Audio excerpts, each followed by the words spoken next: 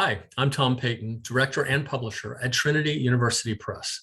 Thanks for joining us for the Maverick Book Club, a quarterly event series exploring the rich stories about Texas, especially our hometown of San Antonio.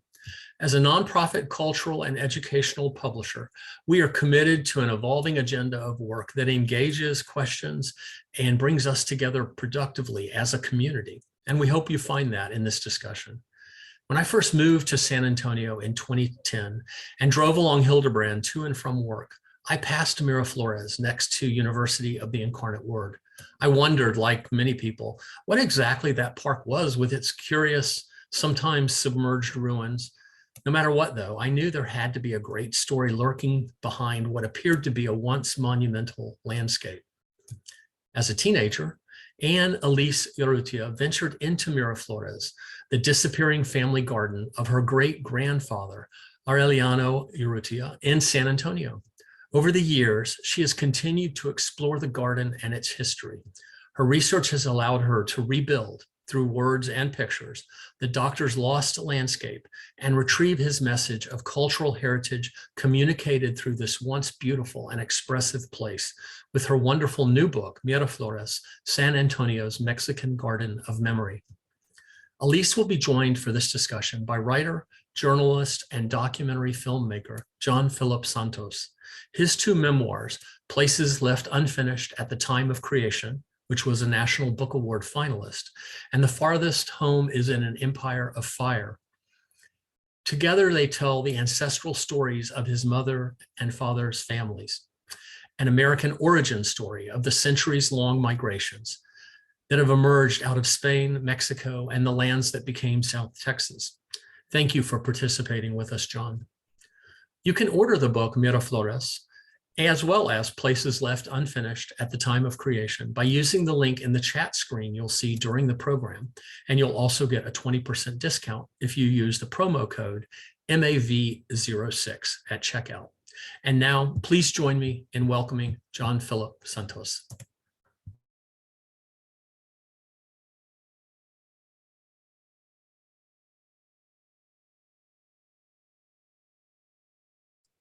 Well, Gran, good evening and buenas tardes. Thank you so much for that introduction, Tom.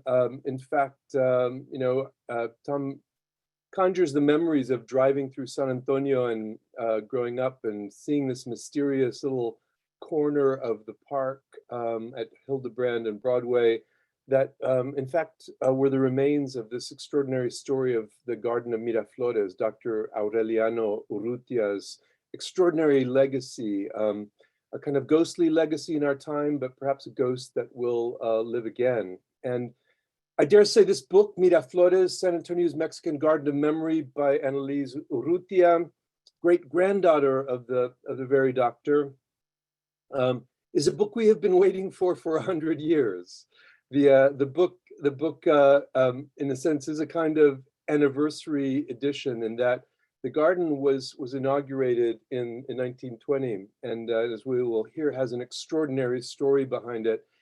And without any further ado, I really want to get to just asking Elise, in fact, to tell us a little bit of the backstory. Many of you may know the story. It's widely known by word of mouth in San Antonio, but Elise has given us a telling of the story that I think is unique in that it comes from a family member. It is the story as told by someone who's extraordinarily knowledgeable about the worlds of design and landscape architecture and the garden itself. But I think we'll begin there. Maybe, Elise, just to have you give us a sense of where the story of Dr. Aureliano Urrutia began in Mexico and how he came to be here in San Antonio, and then we'll get into the garden. So welcome, Elise. Thank you, John. That sounds great. So my great-grandfather, Aureliano Urrutia, was born 150 years ago this month in 1872 in Xochimilco, Mexico, to some parents of modest means and indigenous origins. He turned out to be an extremely gifted student there, and he was able to gain entrance to a very prestigious high school in Mexico City, where he won top honors as one of the country's brightest students. he was able at that point to meet Porfirio Diaz, president of Mexico at that point, and he got sponsored by the government in his medical school through his service in the army. He married, and then he proceeded to win a position as the youngest professor of surgery ever in the National Medical School at age 28, I believe, which catapulted him to fame as a surgeon. He also built a hospital, which he surrounded by extensive gardens. In 1913, in the heat of the Mexican Revolution, he was appointed to Mexico's presidential cabinet. This was not an unusual thing for doctors to be appointed into politics. But unfortunately, this president, Victoriano Huerta, became one of Mexico's most hated leaders and was known for his ruthless dictatorship during the revolution. And Urrutia resigned after only 3 months in office. Although he tried for a time to stay in Mexico, in the spring of 1914, he fled to Veracruz as the US intervention into Mexico was beginning there. And in his escape, he was intercepted by General Frederick Funston. And the Urrutia family was provided safe passage by him to Galveston as the only passengers aboard a US ship. And from there, the family immigrated to San Antonio. So in San Antonio, he proceeded to build a 10,000 square foot Mexican style mansion on Broadway. He also built a medical practice, which primarily served San Antonio's West Side Hispanic community. And when his first wife passed away, he threw himself into creating Miraflores, which he purchased a month after her death. It was a 5-acre garden on a 15-acre piece of land along the San Antonio River near its headwaters. And he continued his success as a surgeon here while he pursued his avocation as a gardener, or you might more aptly say as a landscape designer. I think he always dreamed that the garden would have an accompanying hospital next to it, as did his garden and hospital in Mexico, but that was never to happen. He owned the garden until 1962, when he sold it to USAA, San Antonio's largest employer, at the age of 88. And he lived to be 103 years old, passing away in 1975. So that's really his life in a nutshell. What an epic. I mean, it's in so many ways, it is a story that many of our families carry in San Antonio, this connection to Mexico, the fraught migrations that brought us north, finding our place in San Antonio. It reminds us of this other great American origin story in Mexico. But for people who know the geography of San Antonio, but don't know the geography of the Quinta Urrutia and the Miraflores, so the Quinta Urrutia was off Broadway near where the now International Motors Depot is, right? Which is an entrance to Bradford Park. And were they connected? Was the land connected all the way to Miraflores at the corner of Hildebrand and Broadway? No, it was not. There were other parcels, there were other owners in between the two pieces of land. They were about a mile apart. So you had to journey from the Quinta to the garden. You couldn't walk along a pathway or... You know, I suppose that he could have walked along sort of the edge of Brackenridge Park, not along Broadway, but which he could have walked also along Broadway. But I sort of imagine him as walking kind of behind all those properties along Avenue B and kind of wandering through where the Woody Museum is now. And maybe there was an entrance over on that side. We don't really know for sure.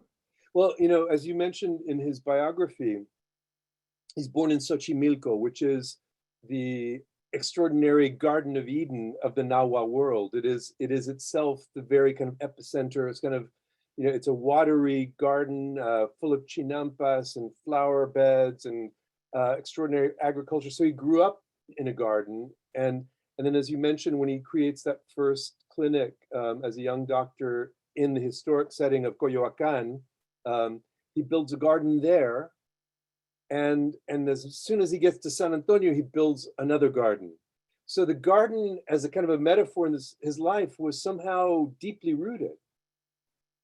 Absolutely. He was very interested in nature. And I think because of his upbringing in Xochimilco, I imagine him there as running around as a young child in that sort of watery surroundings where people were farming the land.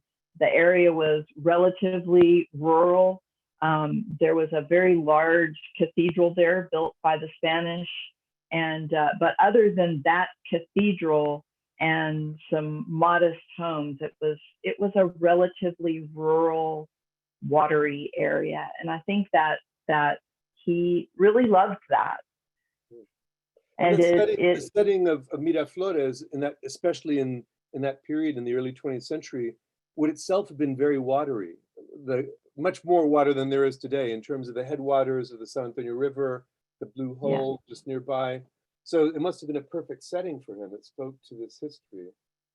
I think it was. And it's also interesting, I traveled to Mexico a few years ago to Xochimilco to see where he grew up and to understand the environment there.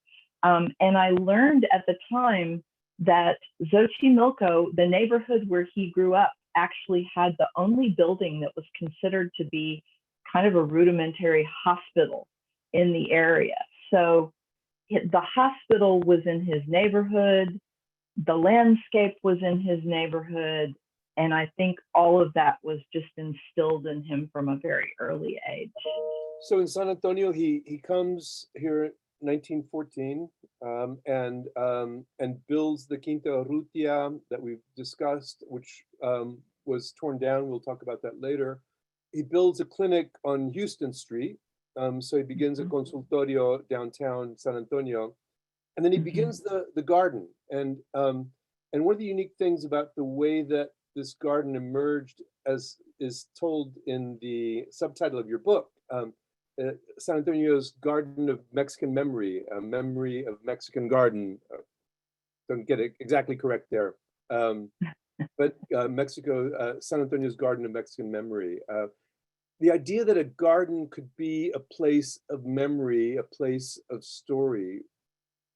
Where did that come from, and what have you made of the legacy of the garden in terms of the designs and the way they carry a story?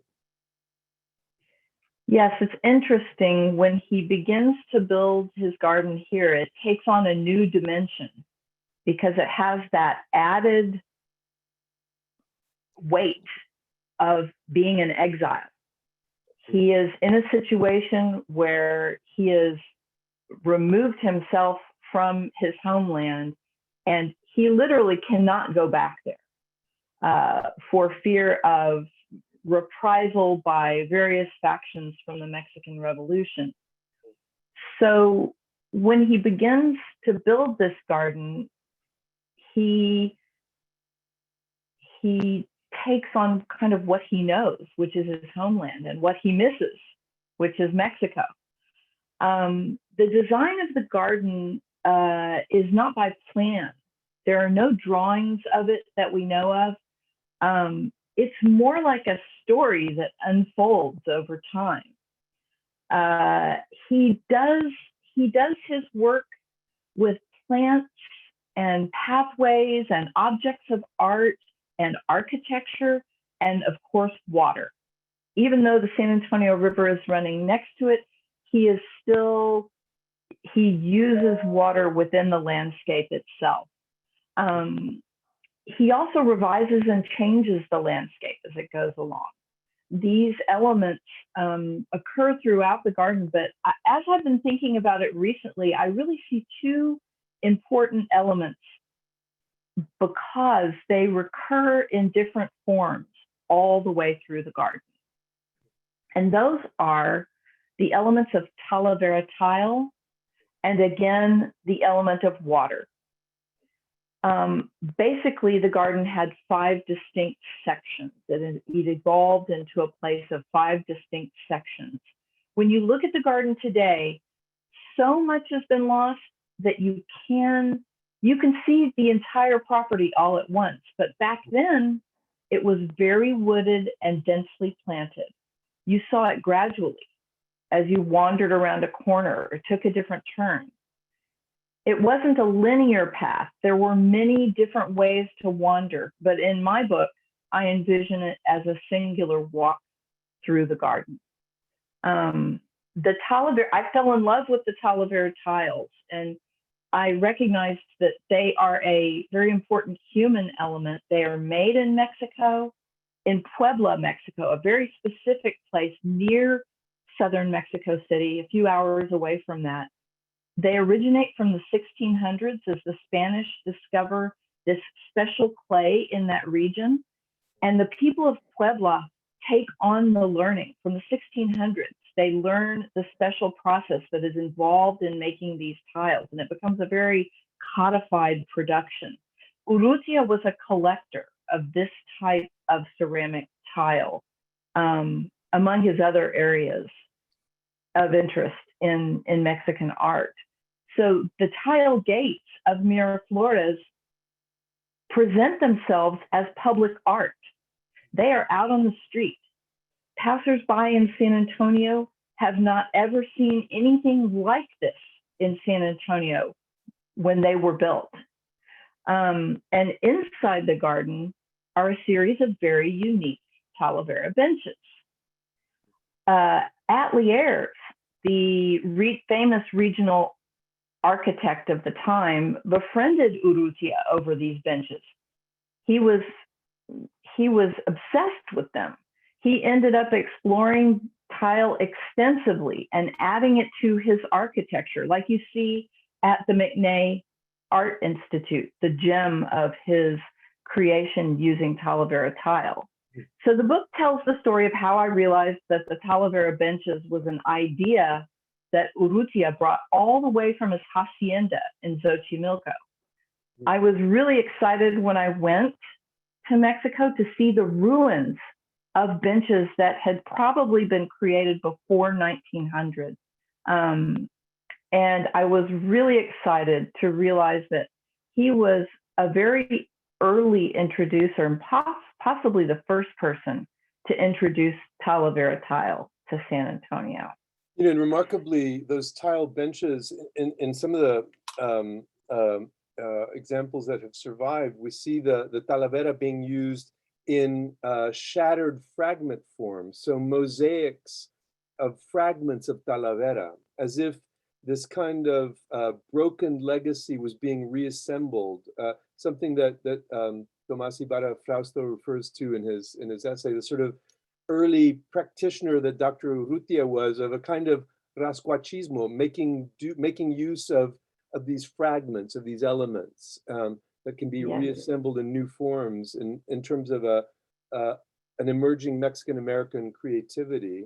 You know, and then, you know, we noticed, I mean, I've had the great fortune of visiting the site with you in the last year, and, you know, and so on the inside of the gates are these 2 large tile panels that are commemorative in nature, and one commemorates Hernán Cortés in 1520, you know, and the achievement of Hernán Cortés and the kind of conquest of the Aztec world.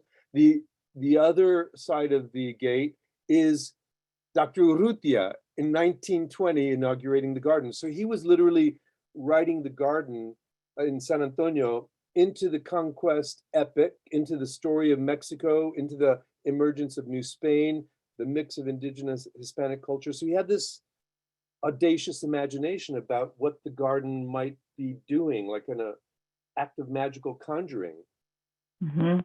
He actually does that several times in the garden, where he commemorates a centennial 100 years after it happened in Mexico. He does that with the Cuauhtemoc statue. He does that with the Hernán Cortés bench. And he does that also with the inscription to Friar Pedro de Gant on the circular reflecting pool. Mm. So he really is all about making that connection back to history and bringing it here at the same time. I really love that about. He was using decorative elements, using text, using color, and these kind of traditional material forms of the talavera to evoke this connection to the Mexican epic in San Antonio.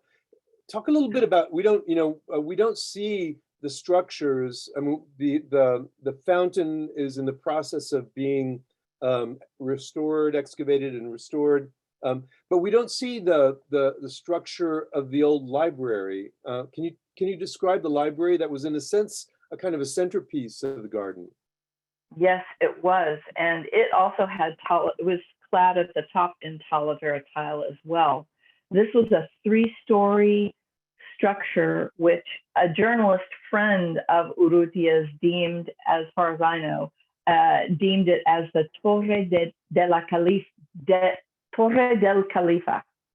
And it had a Moorish element to it, a Moorish sort of flavor to it. Yes, and he was very, very interested in that. And I think that's connected also to the talavera that comes from Spain. It was very much used by the Moorish people in Spain. So he really loved that type of design. He also used that in his house, the Quinta Urrutia, that Moorish influence with the arches in the courtyard there. But that was a really interesting building. It was a 3-story round tower and I never went in it because it was gone by the time I got there. But my understanding is that it had a circular staircase that traveled up the edge of the interior. And when you got to the top, so there was a room there was a room in the middle and a room at the top and the room at the bottom. But at the top was a library where he kept a selection of books, and he would often go there to read and for solitude. I find it to be a place really which symbolizes the idea of, on the one hand, you can be up there and look over the entire property. It's like a fortress, you can see what's going on everywhere. On the other hand, it's got this library in it. So it's also a place of introspection. And I feel like he often plays with that idea at Miraflores. Further down the esplanade there, he has a whole area of ponds, and I want to talk about water in more detail in a minute, but he has a whole area of ponds, which there's a little island there called Isla de la Luz, which looks out on a pond, and it has a single bench, and it's obviously named after his first wife. So he goes there to remember her. He puts a statue out in the pond of a woman carrying water. It's clearly a place of contemplation. But then at the same time, he invites the American Institute of Architects in 1931, through his friendship with Ateliers, to have part of their convention there. And when large groups come to Miraflores, this is the area where he chooses to entertain them. So it's a place of many people, but it's also a place where you can go for solitude.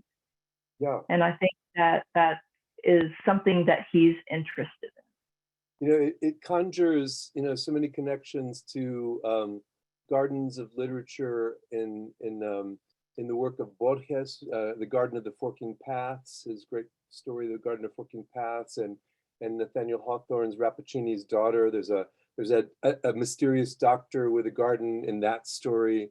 So it has this mythic quality.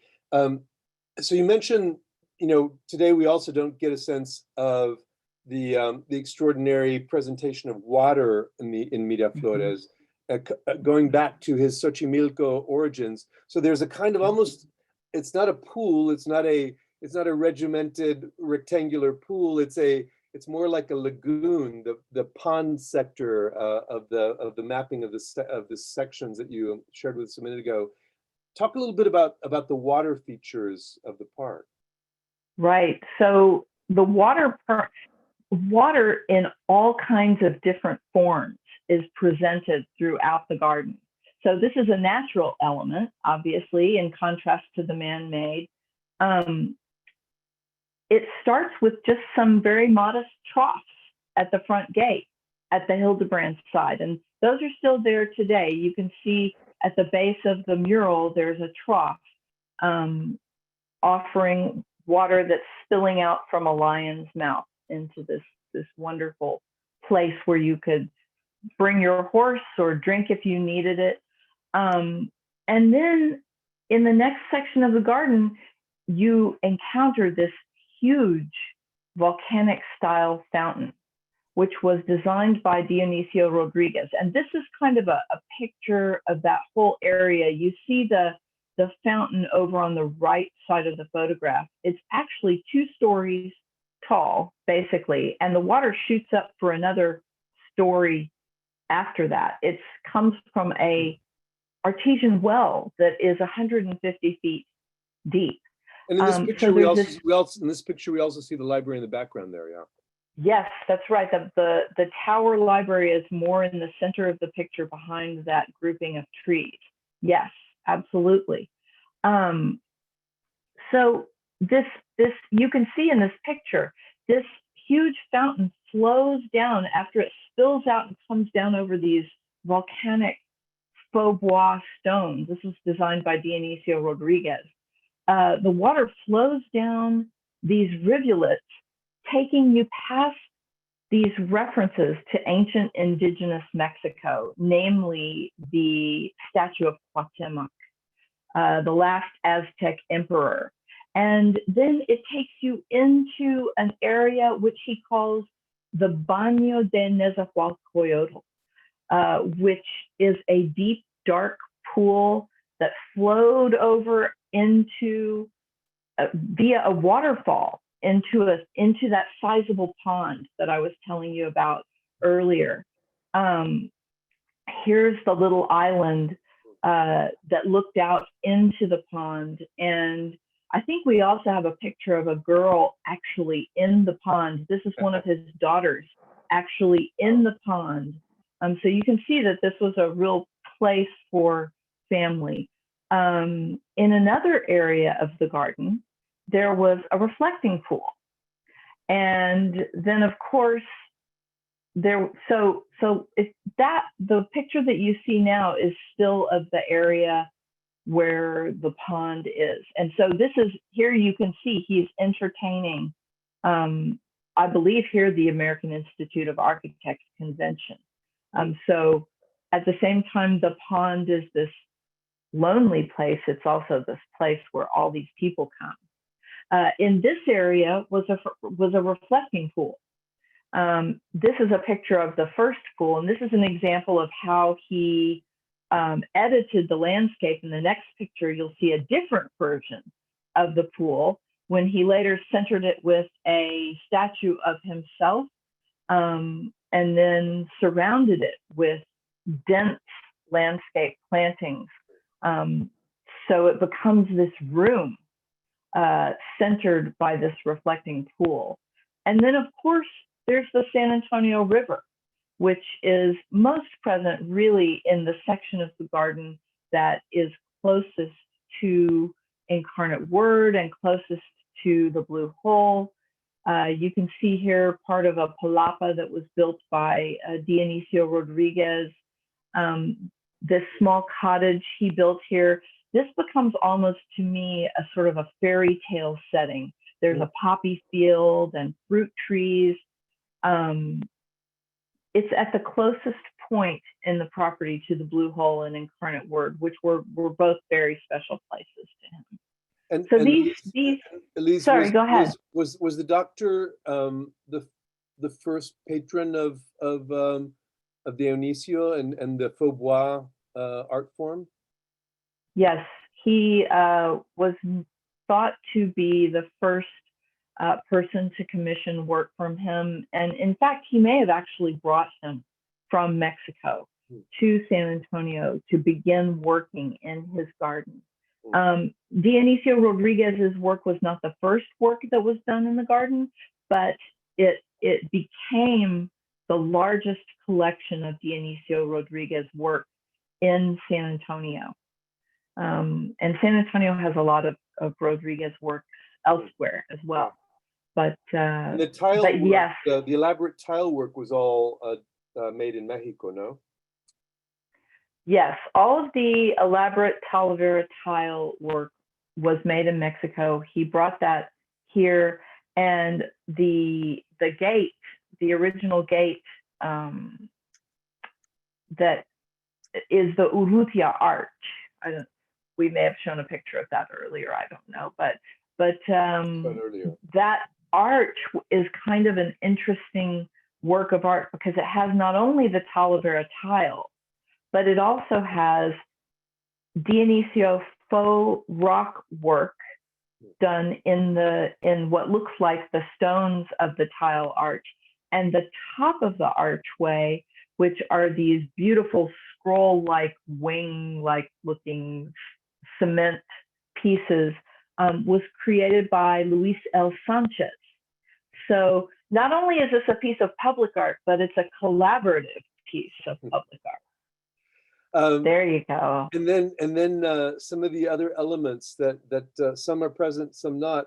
The statuary. I know there's apparently a missing bust of Porfirio Diaz, right? Yes, at the entry drive, at the very end of the drive, just as you were beginning to see the 3-story library tower, there was a bust of Porfirio Diaz.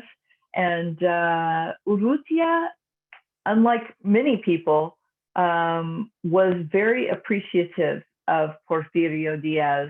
He felt that he owed his education to him. And that was actually one of Porfirio Diaz's great accomplishments, was making education a little bit more accessible to people of lower socioeconomic status in Mexico. So he really felt that in a way, he felt he owed his life to Porfirio Diaz because he was educated through his initiatives. He got through medical school on Porfirio Diaz's recommendation, and based all of his success from there. So we see the pedestal, but the bust is gone, and we don't know where the bust went to. Yes, the bust mysteriously disappeared. It was there in 1978 when I took the pictures, but it disappeared very soon after that. Wow. And never to be found. Well, we'll see. Sometimes these things have a way of showing up in thrift shops or on eBay, or we'll see. Wouldn't it be nice if somebody knew where that was? The missing Porfirio bust. So there's also the extraordinary, and this is a Dionisio work, is it? The cast of Cuauhtemoc, or is that another sculpture? No, Cuauhtemoc is not a work by Dionisio Rodriguez. Cuauhtemoc is a great piece because it was the very first statue to be placed in the garden. It was placed there in October of 1921.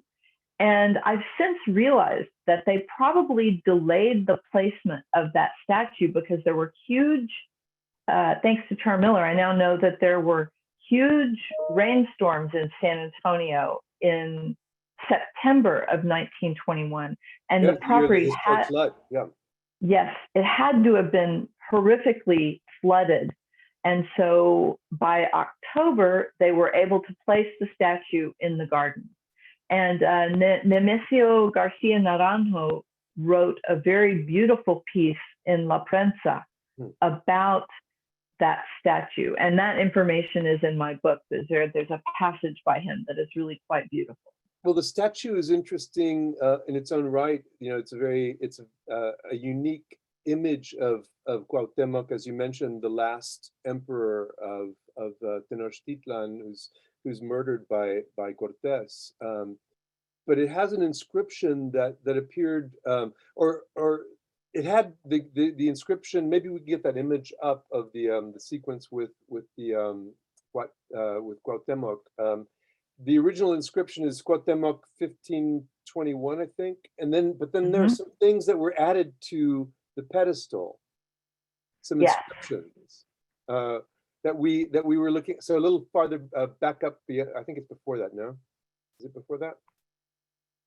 I think it's, or it might be after. there it is. Yeah, there it is. So here we see Cuauhtemoc 1521, and then inscribed Águila que no cae, the eagle that does not fall, which is the literal translation of his name. And then Yeah, you can sort of see it scratched into the surface there. Somebody has literally scratched it in, so scratched in graffito. And then there's another one. If we can go to is it the one before? There we so next one maybe. Yes, here. So Yeah. and I think you have a picture of this from the 70s, and this wasn't there then. Somebody did it after the 70s. I believe that's correct. And this says, en los relojes del mundo nunca suena la hora de la justicia. In the clocks in the time of the world, the hour of justice never is sounded.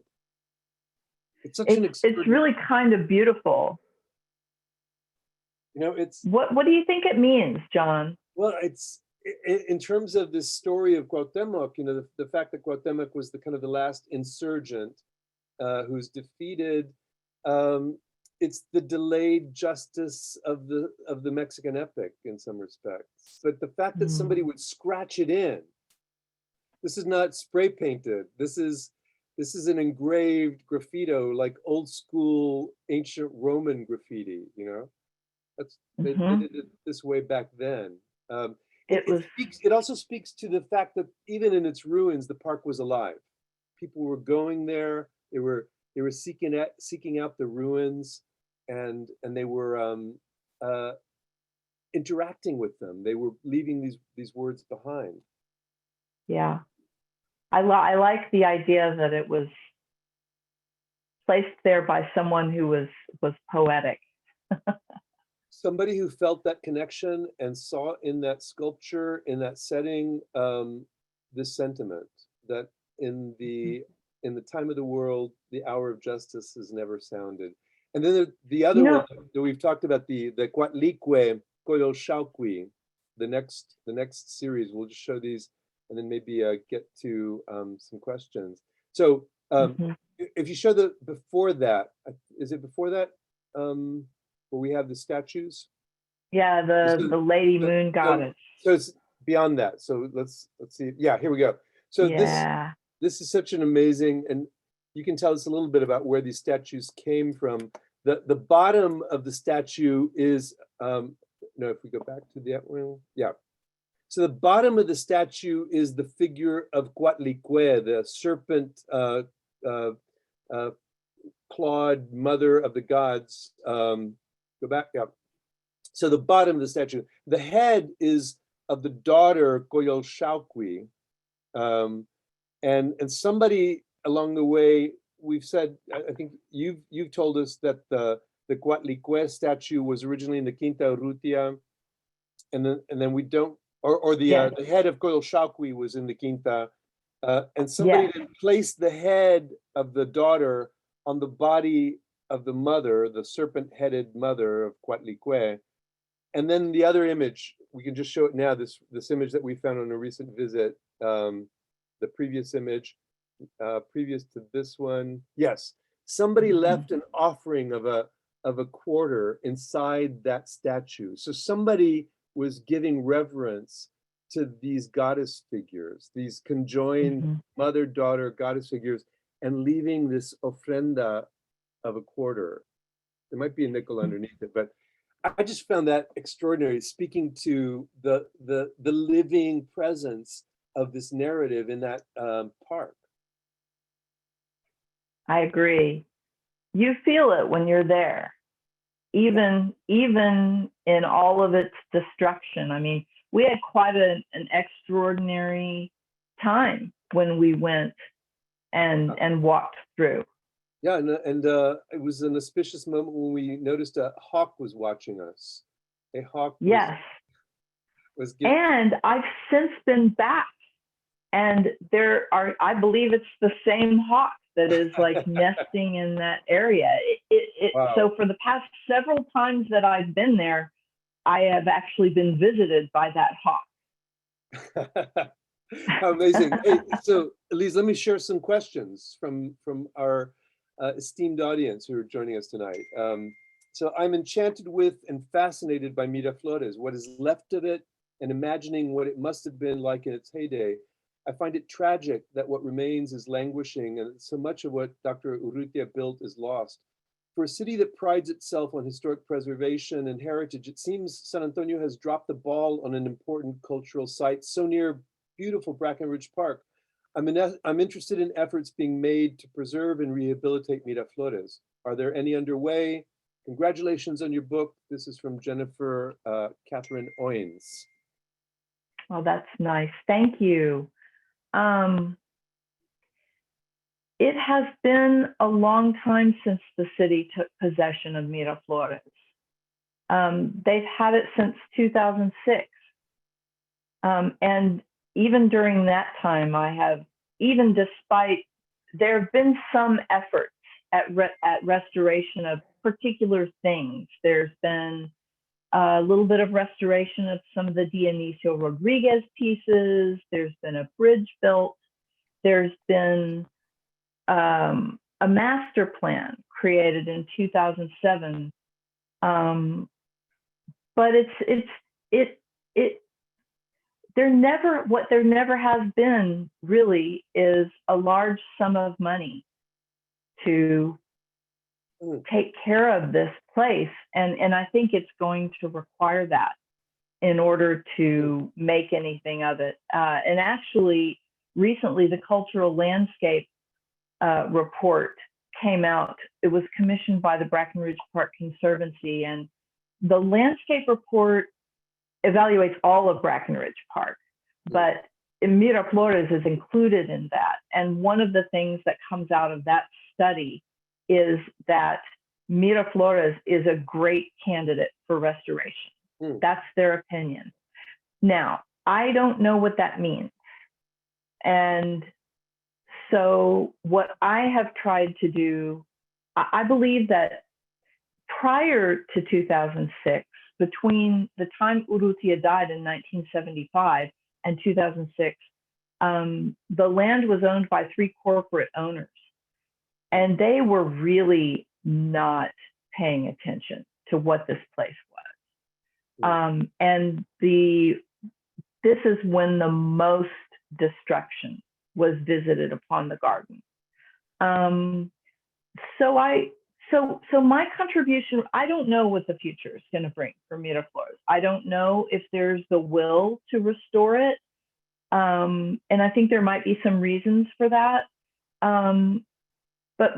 So what I tried to do was write the book, because I realized that if we didn't really look at what was there now and write about it and understand it, that all of that information was going to be lost. What do we know about the circumstances of the destruction, the demolition of the Quinta Urrutia, much less the languishing of the Miraflores? I mean, that was equally astounding as an architectural monument. How do you account for the fact that it was torn down? From what I understand, the International Motors Company, which is actually that building that's there now, that was the International Motors building. It's like a modern glass box kind of at the corner of Broadway and Funston, ironically. That right. building looks to me as if it is built on the actual footprint of the house. So the house was exactly right there. And this automobile company, I think they sold Volkswagens, VWs. So they wanted that piece of land, and that is the piece of land that they wanted. That that building, I believe, was architected by, oh, I don't want to say the wrong name, but somebody, a very well-known architect in Well, I mean, San it's Antonio. at least very curious that that these monuments of Mexican memory, that had emerged there in the early 20th century, into a neighborhood that was becoming the enclave of Anglo privilege.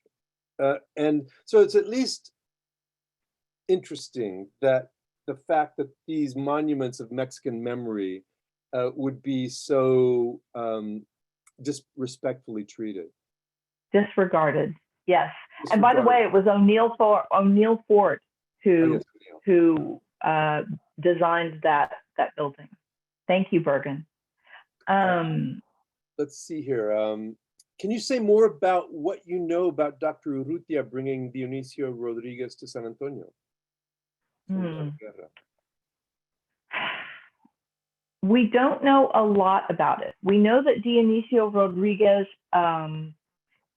was working in Mexico City prior to coming to San Antonio in the 1920s. We know that he also resided for a time in Monterrey, Mexico. During my research, I found some information that suggested that he may have come here or been introduced by Dr. Urrutia by the Mexican architect who built Quinta Urrutia. I have found that architect living downtown, I believe on Dolorosa Street, and also perhaps Dionisio Rodriguez living on that street a few doors down from him. And there was another person, Marcel Izaguirre, the architect who formed the gates on Hildebrand with the Talavera tile murals. All three of those men seemed to come around the same time to San Antonio. So I'm wondering if it might have been Porfirio Trevino, who was the architect of Urrutia's house, who brought those other two men and introduced them to Dr. Urrutia. Another question here from Carrie Klein. The more I learn about Miraflores, the more profoundly tragic the loss of it seems to me, and I find myself really wondering what happened. Are there family stories about what he hoped would happen to it? When he sold it, did he think the USAA would preserve part of it? That's a great question in terms of how did the family carry this story? There's the public end of it that we've been talking about. How did y'all carry it within the embrace of the family? Dr. Urrutia lived to be 103 years old. So by 1962, when the Quinta Urrutia was destroyed, he was like 90 years old. And my sense of that was he really was forced to sell Quinta Urrutia because he was living beyond his expected life expectancy, and he perhaps actually needed the money. So in 1953, he sold the front part of Miraflores, the 10 acres that was not developed as a garden. He sold to USAA. And so he held on to Miraflores for as long as he could. But in 1962, he also sold Miraflores to USAA. He tried to provide for the idea that the garden would not be destroyed. It's mentioned in a number of articles that he put in the deed this idea that this piece of land is sold to USAA with the idea that it will remain as a beautiful place, and we will always keep it as a beautiful place. It's interesting, when I go and look for that deed, I spent a lot of time looking for it, and when I finally got to the place in the city records where it should be, that page was torn out. Qué curioso, qué curioso. Yes, yes. So the family, I think by the time Urrutia was, 90 years old in 1962. The family children had grown up, they had moved away, and you know how this story goes, right? They grow up, they move away, they assimilate, they maybe don't care about it quite as much as he did, right? And they're off doing their own thing.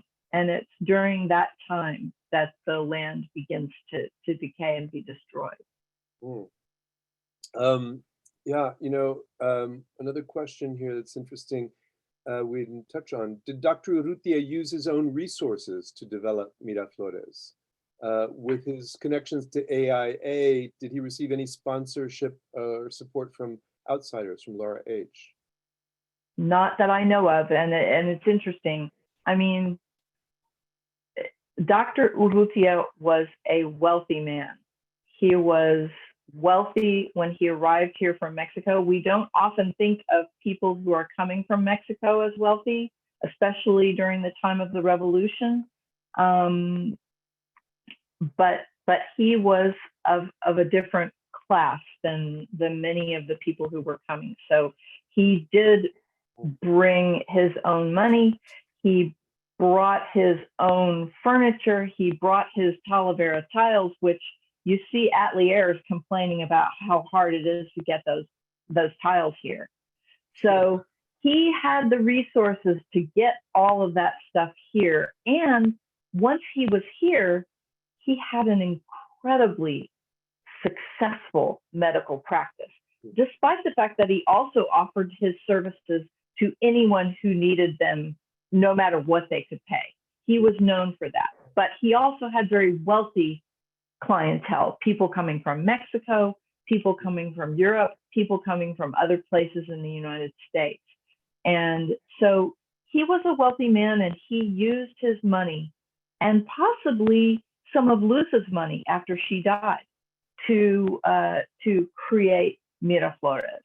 But you can see that he didn't have the resources to do what he really wanted to do, which was to build a hospital on that property. Yeah. So he could only do so much. The consultorio, the downtown consultorio on Houston Street, when was that torn down? It was across from the Alameda, no? Yes, it was. It was the corner of Houston and Cameron Street, I believe, right where the new San Pedro Creek renovation is. He was right there. That was torn down during the years of urban renewal. So I want to say that it was during the 1970s when it was torn down. He actually built those buildings in 1926, a little bit after he started Miraflores. A question here from Patricia Portales. I'm watching with my 85-year-old mother. She wants to know what year the photo with the dancer by the fountain was taken. I think that was taken in about 1931. And that dancer is a woman by the name of Sapia Bosch. She was married to Federico Allen Hinojosa, who was a journalist at La Prensa. And so Urrutia was these people were part of Urrutia's circle of friends. And she's a very interesting character, and her family is also very interesting. Well, you can imagine that it was an extremely interesting milieu, the larger milieu that congregated in that place. It's important to remember that there were a lot of exiles in San Antonio, and he was a part of that group. He was friends with the founder of La Prensa, who was an exile, Nemesio Garcia Naranjo, who was a journalist writer, and there was a whole, the ancestors of Henry B. Gonzalez were some of those people. Kind of a Mexican bourgeois intelligentsia sorts. Absolutely. Yeah. And they did a lot of civic work in the community, especially in the 1930s when we had the Great Depression. That group worked to improve employment opportunities for Hispanic San Antonio. And they were an interesting an interesting crowd. Well, Elise, this book is going to undoubtedly spark renewed interest in this history, in this story. What are your hopes for you talked a little bit about the circumstances, but in terms of your blue sky hopes, what would you like to see happen to Miraflores in the future? I would like to see it restored. I worry about whether or not that can really be done in a way that will honestly reflect the original intention of the garden, to reflect these ideas about Mexico. But as Thomas Ibarra Frausto put it in his foreword to the book, and I have great respect for him, and I'm so honored that he wrote the foreword. He is very optimistic, and he sees it as a great opportunity for education about Mexican history, education about how the people of San Antonio participated in the building of Miraflores, and how we can learn about Mexico through the symbolism and the expressions that Urrutia brought to that part of town. Well, I share that hope and vision with you that this can happen. A great question has just come in here at the end. Maybe we just have one more question, we can wrap up. Yeah, and this one's from Brother Ed Conroy here. Within the rich portfolio of photos in your marvelous book, there's a fascinating photo of Dr. Urrutia at a festive occasion with fashionable adults and children dressed in costume. Curiously, the photo also shows a somberly dressed Francisco y D'Alencio Madero, the father of Francisco Ignacio Madero, who overthrew Don Porfirio Diaz in the revolution of 1911 and became president of Mexico. Have you discovered any information about the relationship between the Urrutia family and the Maderos? I don't have any specific information about that, but I know that they were in the same they were in the same place many times. Thank you. Yes, that's one of my favorite photographs. You can see also, and so Madero is over on the left. In the middle of the picture is the president of Mexico at the time, and that was just after Porfirio Diaz. You see Dr. Urrutia here on the right, just his profile. He's kind of peeking out. Yeah. You can barely see him, but his wife Luz is in the dark outfit, the very dark outfit and the black hat. So she's standing right next to the president of Mexico. All of these people knew each other and knew Dr. Urrutia and his sanatorio. And this is at the opening of his sanatorio in 1911, his hospital. So their children all knew each other. They were socially involved with each other. They went to their children's weddings and all of that kind of stuff. And also, one thing that I've learned about the Mexican Revolutionary period is these guys might be your best friends one day, and they might be your enemies the next day. So it's a quickly changing landscape. So many of the photographs in the book are taken, Dr. Urrutia didn't really inscribe his own story in any way in terms of a memoir or an autobiography, but he did commission that one extraordinary text, the Pinacoteca, which is a kind of a proto coffee table book of the Miraflores, which people can see copy of at the UTSA Special Collections. We weren't sure whether it's also in the Trinity Library, but there's a beautiful copy in the UTSA Special Collections that contains photographs not only of Miraflores, but of the Quinta Urrutia, and then lots of very elaborate descriptions of the images and settings. Yes, and those descriptions were written by him. There's also maybe an essay by Nemesio Garcia Naranjo in there on the occasion of his birthday, and maybe a poem written by some famous Mexican poet. But as for the descriptions, Urrutia really wrote those himself. Yeah. And you can see when you read those really, they're kind of stories. You know, they're very fanciful descriptions of these works of art.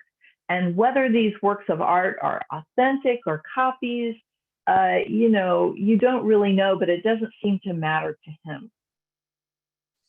Well, he was undoubtedly a unique soul connected to the deep well of stories coming out of Mexico. And the fact that he brought that and created this space for sharing that legacy in San Antonio, you know, I just think is profoundly moving. And the fact that you've been able to tell this story out of your deep family connection, but your keen eye as an art historian, as an historian of landscape and of nature, is just a testimonio to the energy flowing in this Urrutia line, you know.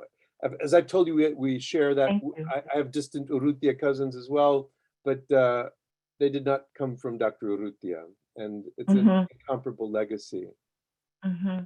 I'm so glad that I was able to write this book, and I'm so thankful to Trinity University Press for publishing it. I really felt that it was auspicious that this is all happening right around the 100th anniversary of Miraflores, when he marked the first 400 years from Cortez to him, but then I was here right at that next 100 years, and I really feel like it's an incredible bridge that connects me. Yeah, it's Urrutia time.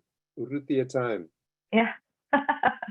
Thank you. Elise, thank you so much for this conversation. This has been fascinating. I know everyone who's been watching and joining us shares that sentiment of gratitude for bringing this book, for sharing your thoughts tonight, and the bounty that will come, I think, of people encountering this book and this story. I only expect great things from it. And thank you, John, for guiding us through this occasion. It was a great honor and delight. Inaugurating the publication of my book. The book tour begins. The book tour begins. Bravo, Elise. Thanks to everybody for joining us. Mil gracias. Buenas noches. And everybody get a copy of the book, please. You're going to see what a wonder it is. Thank you so much, Elise. Muchas gracias. Gracias. Good night, everybody.